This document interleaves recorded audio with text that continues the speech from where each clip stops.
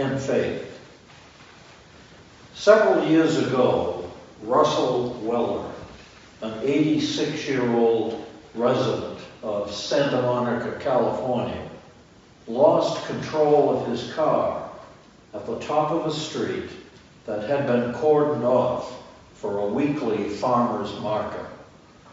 Apparently believing his foot to be on the brake, Mr. Weller desperately pressed down on the accelerator and plowed forward through a crowd of people for 2 blocks, killing 10 of them, including a 3-year-old girl. Over 40 others were badly injured. Mr. Weller was tested for drug and alcohol influence.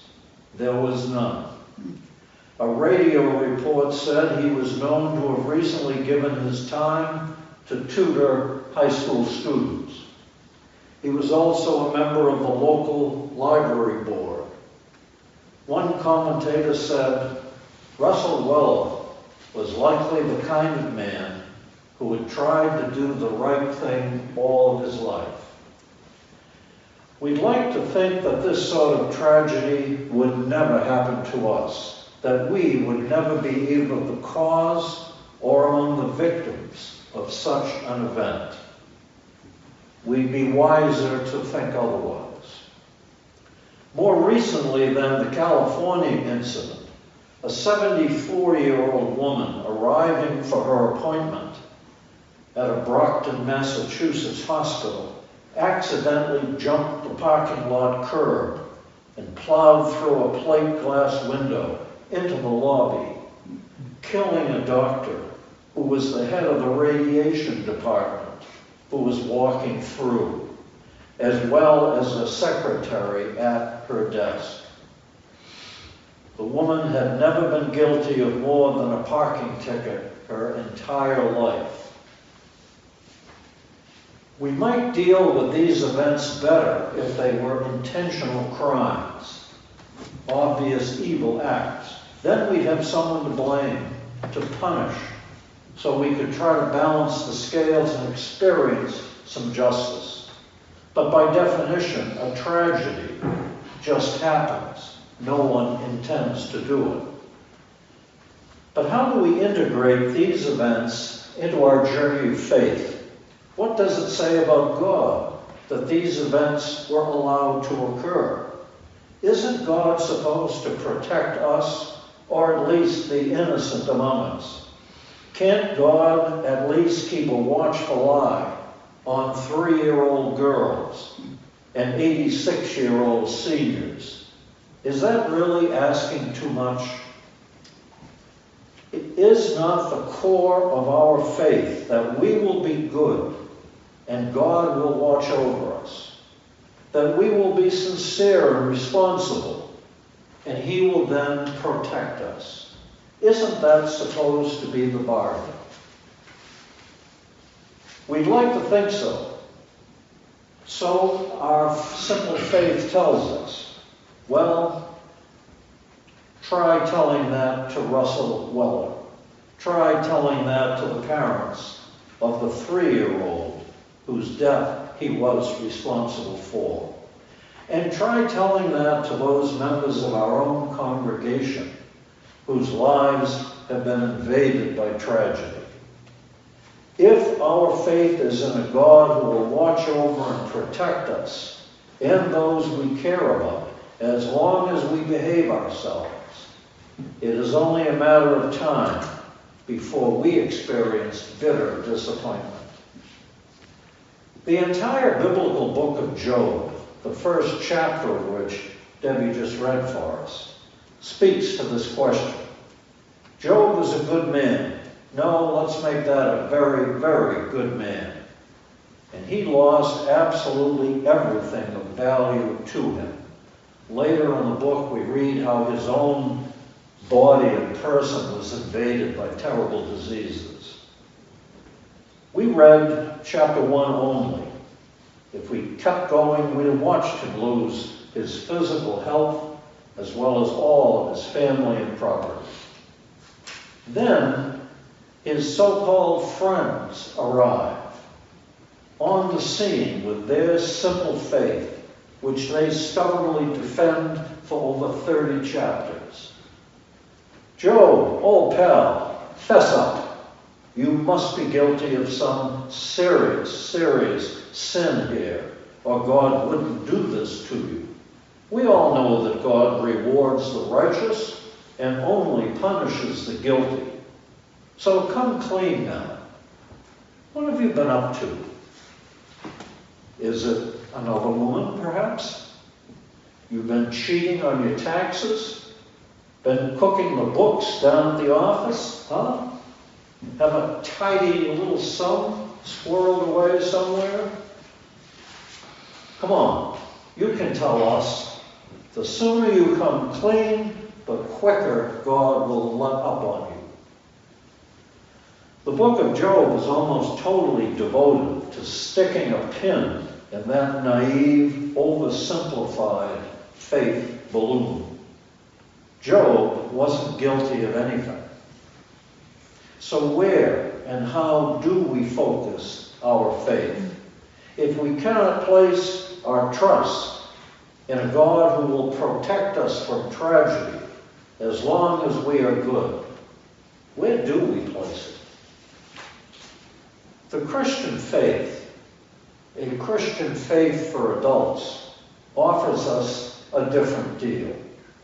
We're called away from the idea of a powerful protective parent checking his list to see who's been naughty and nice.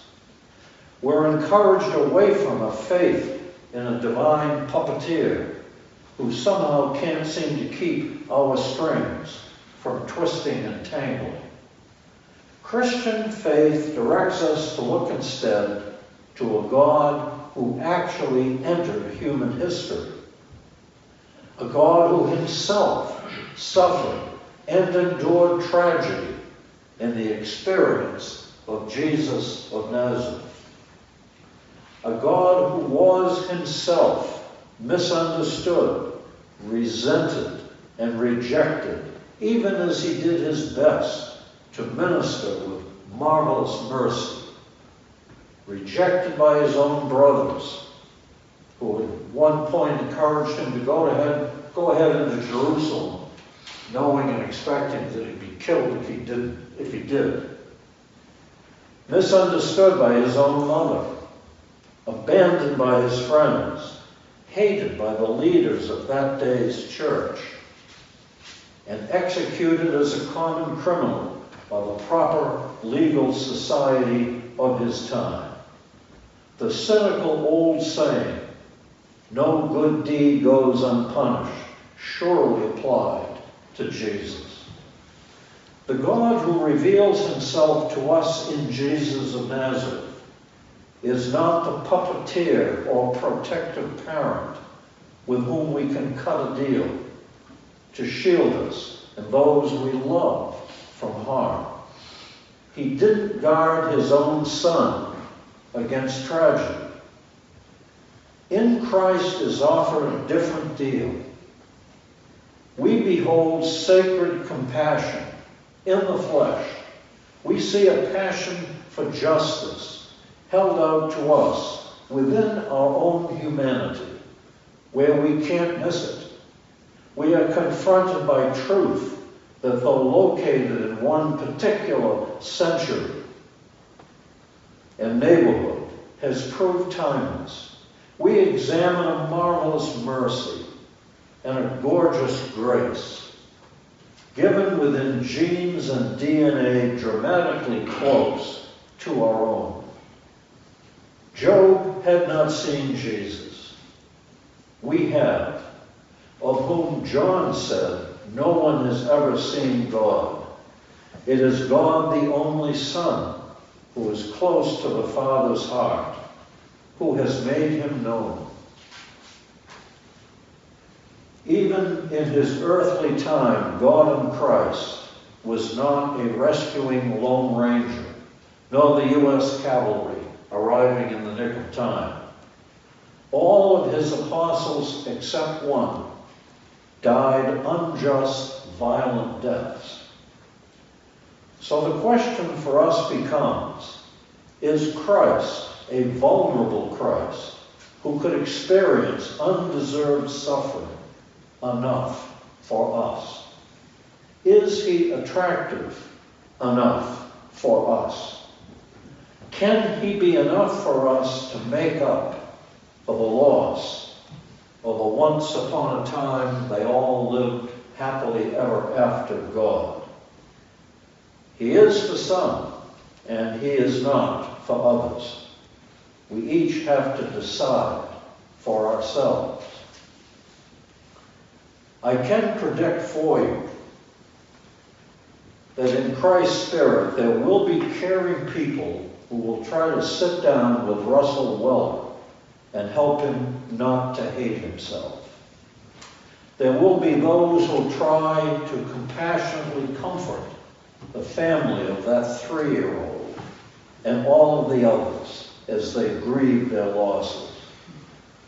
In the end, it can be enough for us to know that while God does not always protect us from tragedy, the reality of Jesus shows us that God does not protect himself either. The moving reality of Jesus of Nazareth shows us that God is not a spectator or an onlooker. Jesus wept over Jerusalem. He wept over Lazarus, and he wept over Santa Monica and Brockton. And he sometimes weeps with you and me.